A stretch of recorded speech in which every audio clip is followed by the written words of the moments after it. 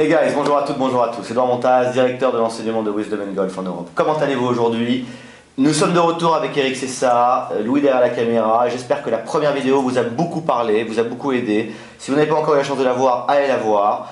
Sur la manière de sentir comment les hanches tournent, pas bloquer le haut du corps, la colonne vertébrale.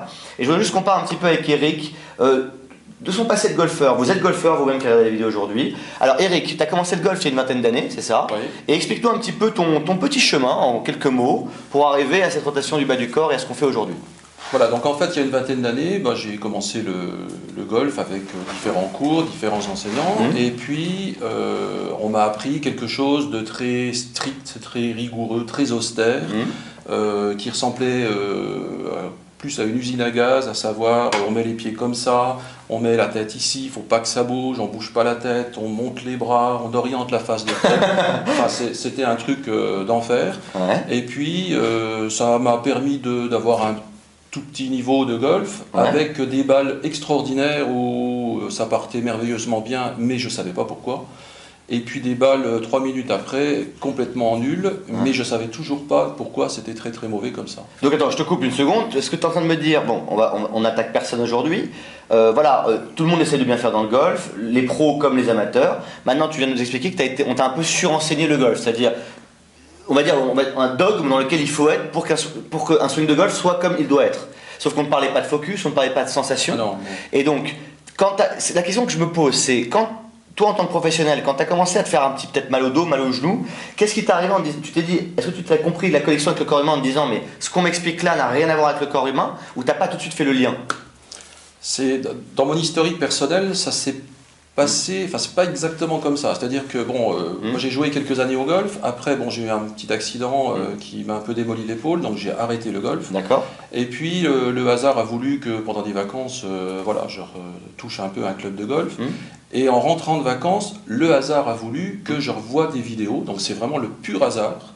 Et je sens viser. Voilà, donc j'ai été interpellé par tes vidéos en me disant, mais ce gars-là, c'est Edouard, il raconte la même chose que moi quand je fais des formations, dans un monde complètement différent, puisque moi je fais de la formation au niveau professionnel, et lui est prof de golf, moi je ne suis pas prof de golf, mais on a le même langage, on dit les mêmes choses, on utilise les mêmes arguments, et ça m'a vraiment interpellé.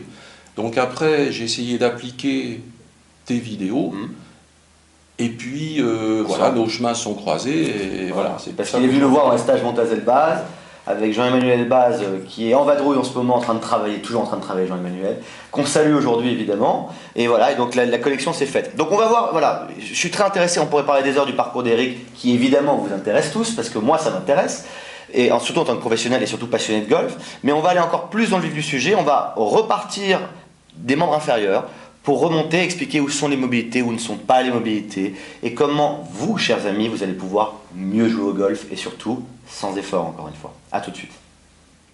Donc de retour avec encore une autre cobaye, qui est la magnifique Scully que vous connaissez tous, à qui on a mis le micro ici, pour le partager, Eric. Alors, que de choses intéressantes. On va donc parler maintenant des membres inférieurs, jusqu'ici, pour bien expliquer toutes les rotations. Je te laisse la parole, mon cher Eric, et je suis ton cobaye aussi. On y va. Donc ce qui est important, c'est on va faire une étude gestuelle d'un golfeur, enfin de deux golfeurs. Et d'une golfeuse. Et d'une golfeuse. Et puis, comme toute étude gestuelle, comme toute analyse gestuelle, on va commencer par les pieds. Alors pourquoi les pieds? Parce que le golfeur est un être humain et que l'être humain est une bestiole qui marche sur ses pieds, donc il faut commencer par les pieds. Donc toute la base de l'édifice commence par les pieds. Donc ça c'est vraiment très important. Donc si on prend un golfeur, on va lui demander de... Précise juste une chose, que le message que tu veux passer, qu'on vient de dire il y a 2 minutes, c'est qu'il ne faut pas formater les gens dans un système. Voilà. Alors explique juste par rapport au côté, qu'est-ce qui nous réunit tous et qu'est-ce qui nous écarte aussi? Qu'est-ce qui nous réunit déjà, la première chose? Alors, ce qui nous réunit, c'est qu'on est tous fait pareil. Donc là-dessus, on a tous le même fonctionnement, qu'on soit femme, qu'on soit homme, qu'on soit grand, petit, plus fin, plus rond. Voilà, on est tous différents. Ça se sent visé. On est tous différents.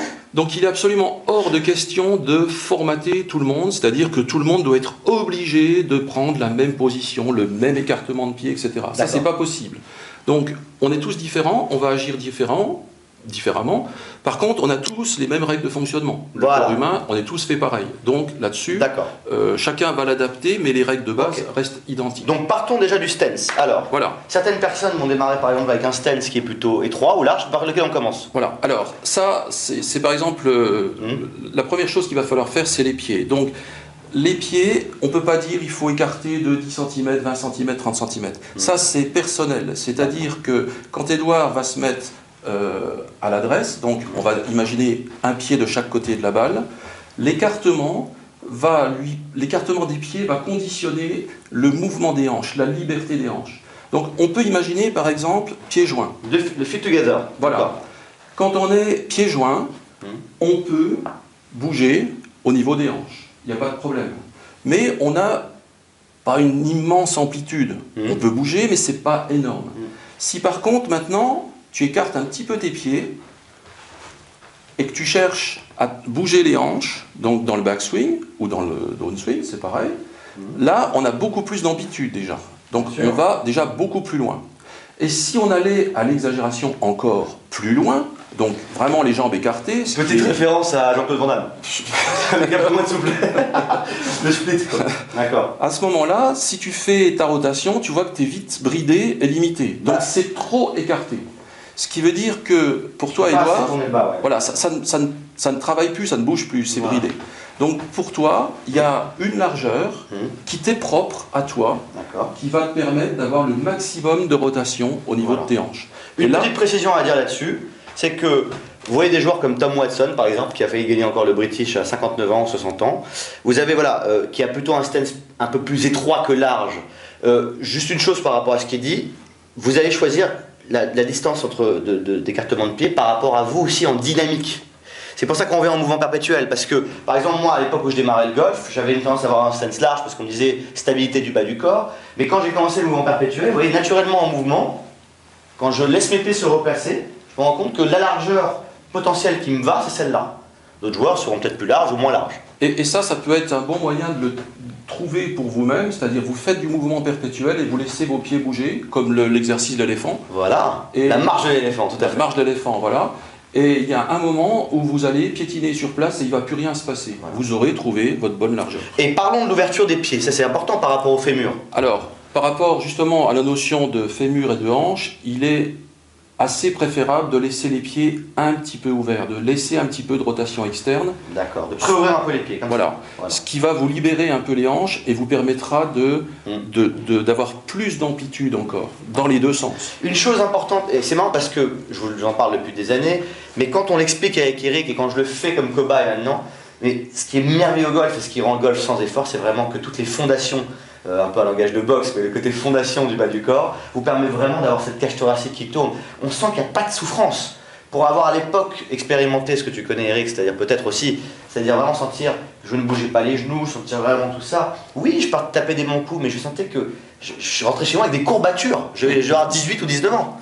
Donc, ne mettez pas de verrou ou de frein dans vos jambes pour créer je ne sais quelle stabilité ou résistance. La stabilité dans le swing de golf, et ça tu me laisses le dire bien sûr, c'est la stabilité du centre de gravité. Pas de vous qui bloquez vos membres pour essayer d'être dans une bonne position. Donc vidéo prochaine, on va parler du haut du corps. Est-ce que tu es prêt Eric? Pas de problème. Alors je tape dans la main et on continue. A tout de suite les amis.